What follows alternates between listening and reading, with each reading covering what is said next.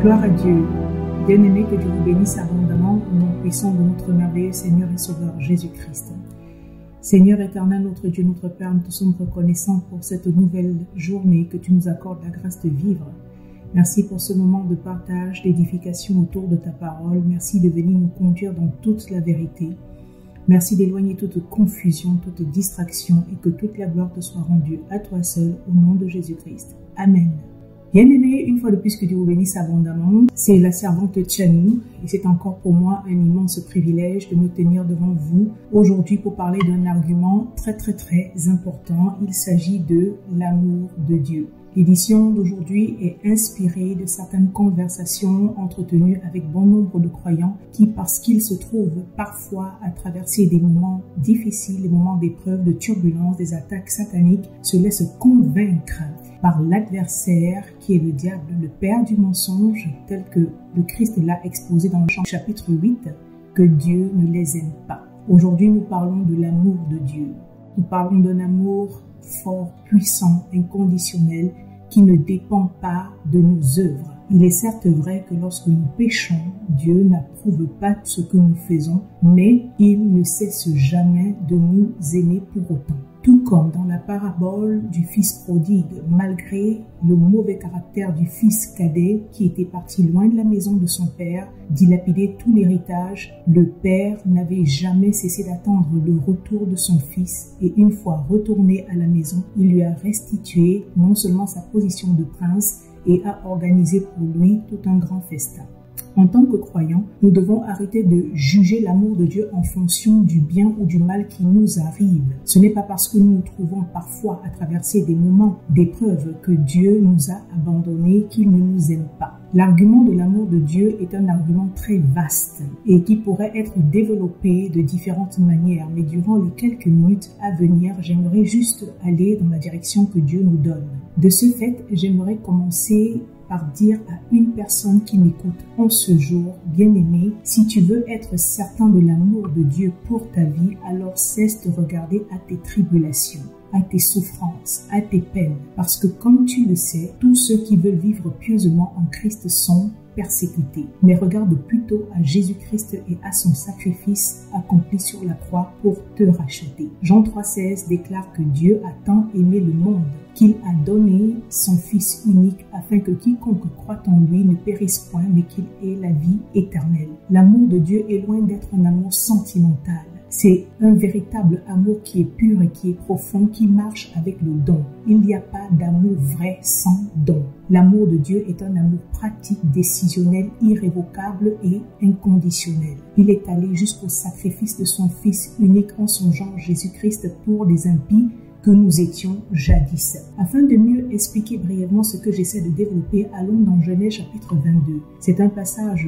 connu qui parle de la requête de Dieu à Abraham de lui offrir Isaac, le fils de la promesse. Et lisons Genèse chapitre 22 du verset 11 à 12. Il est dit ceci. Alors l'ange de l'Éternel l'appela des cieux et dit Abraham, Abraham, et il répondit, me voici. L'ange dit, n'avance pas ta main sur l'enfant et ne lui fais rien, car je sais maintenant que tu crains Dieu et que tu ne m'as pas refusé ton fils, ton unique. On poursuit avec le verset 15 jusqu'au verset 18. L'ange de l'Éternel appela une seconde fois Abraham des cieux et dit, je le jure par moi-même, parole de l'Éternel, parce que tu as fait cela et que tu n'as pas refusé ton fils, ton unique, je te bénirai et je multiplierai ta postérité comme les étoiles du ciel et comme le sable qui est sur le bord de la mer, et ta postérité possédera la porte de ses ennemis. Toutes les nations de la terre seront bénies en ta postérité parce que tu as obéi à ma voix. Sans vouloir entrer dans tout le contexte de ce passage sur lequel nous avions déjà enseigné à maintes reprises, nous voyons que parce que Abraham avait placé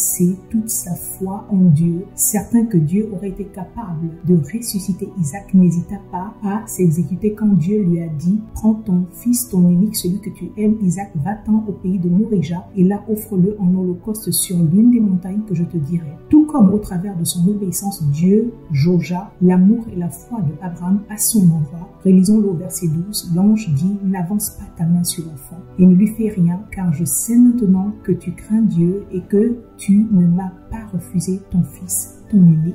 Verset 16, je le jure par moi-même, parole de l'Éternel, parce que tu as fait cela et que tu n'as pas refusé ton fils, ton unique. Et après, s'ensuivent de merveilleuses promesses, je te bénirai et je multiplierai ta postérité comme les étoiles du ciel et comme le sable qui est sur le bord de la mer. Ta postérité possédera la porte de ses ennemis. Toutes les nations de la terre seront bénies en ta postérité parce que tu as obéi à ma voix. Bien-aimés, c'est de la même manière que nous aussi, en tant que croyants, regardant au geste que fit Dieu, c'est-à-dire sacrifier Jésus-Christ pour nous sauver d'une mort certaine et éternelle, nous pouvons également réaliser l'amour inconditionnel de Dieu pour nous, sachant la douleur atroce que cela aurait infligé à un parent, Abraham. Dieu n'a pas laissé son serviteur Abraham tuer son fils Isaac, mais lui, l'Éternel, je le répète, n'a pas hésité à donner son fils Jésus-Christ pour nous, alors que nous ne méritions que la mort. À cet effet, Paul, dans Romains chapitre 8, dira au verset 32, « Lui qui n'a point épargné son propre fils, mais qui l'a livré pour nous tous, comment ne nous donnera-t-il pas aussi toutes choses avec lui ?» Une manière de dire que si Dieu n'a pas hésité à donner le plus précieux trésor de son cœur, à savoir Jésus-Christ, mais a décidé de le livrer à une mort atroce pour nous, si Dieu nous a déjà donné le plus grand don, combien, à plus forte raison, ne nous donnera-t-il pas toutes ces petites choses que nous nous demandons au quotidien? Bien-aimés, regardant à l'obéissance de Abraham, l'Éternel vit. Il ressentit l'amour de son serviteur. Et c'est de la même manière que nous aussi, aujourd'hui, en tant que croyants nés de nouveau, pouvons être sûrs de l'amour de Dieu qui ne nous a pas refusé Jésus-Christ. Paul l'a si bien dit, Dieu qui n'a point épargné son propre Fils, mais qui l'a livré pour nous tous, comment ne nous donnera-t-il pas aussi librement toutes choses avec lui? Bien-aimés, arrêtons de douter de l'amour inconditionnel de Dieu en nos endroits. Cela donne un accès grandiose, terrible à Satan pour nous manipuler et continuer d'attribuer le tort de tout ce qui nous arrive de mal à Dieu. Dieu est amour, nous dit le verset de 1 Jean 4, verset 8.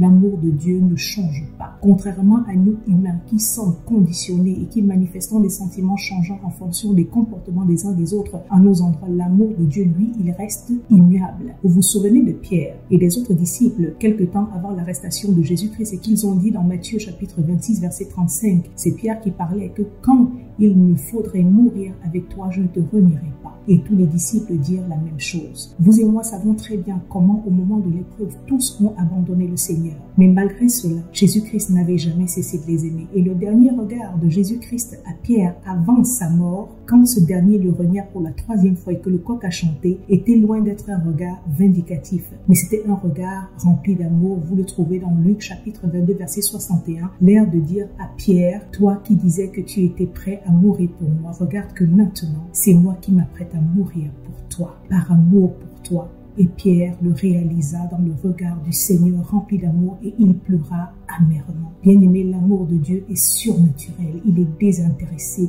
il est profond, il est authentique, il est immuable, il est inconditionnel et il ne dépend pas de nos attitudes. Et en guise de conclusion à l'édition d'aujourd'hui, j'aimerais attirer nos attentions sur quelque chose de merveilleux. Dans 2 passages, dans la parole de Dieu, l'Éternel, le Dieu Tout-Puissant, déclare en la personne de son Fils Jésus-Christ, celui-ci est mon Fils bien-aimé en qui j'ai mis toute mon affection. Bien-aimé, 2 passages. C'était lors du baptême de Jésus-Christ dans le Jourdain en Matthieu chapitre 3, verset 16 et lors de la transfiguration sur la montagne en Matthieu 17, verset 5.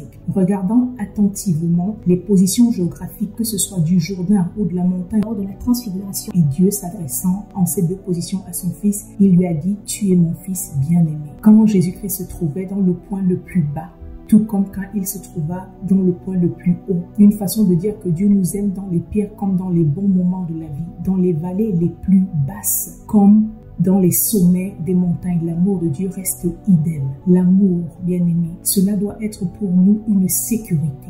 quelque chose qui doit nous fortifier au jour le jour. Satan sait mieux que nous croyons l'impact de cet amour divin. Voilà pourquoi il essaye constamment de bouger cette vérité dans nos intelligences, comme il le fit d'ailleurs avec le Christ. Lors de la tentation dans le désert, en Matthieu chapitre 4, verset 3, il est dit, le tentateur s'étant approché, lui dit, « Si tu es fils de Dieu, ordonne que ces pierres deviennent des pains. » Bien-aimé, Jésus-Christ n'était pas seulement fils de Dieu, mais il était, comme nous venons de le dire, fils bien-aimé de Dieu. Satan a pris soin d'enlever la parole bien-aimé, parce que dans l'amour ressenti de Dieu, dans l'amour que Dieu éprouve pour nous, se trouve là notre force, le courage d'avancer, l'assurance. Et plus nous ressentons cet amour fort et puissant, inconditionnel en nous, plus nos cœurs changent. Romains chapitre 2, verset 4 dit que l'amour de Dieu nous pousse à la repentance. L'amour de Dieu, c'est quelque chose qui change la vie, ça guérit, ça assainit tout notre intérieur, tout en fortifiant l'homme intérieur puissamment. C'est un amour qui nous remplit de paix,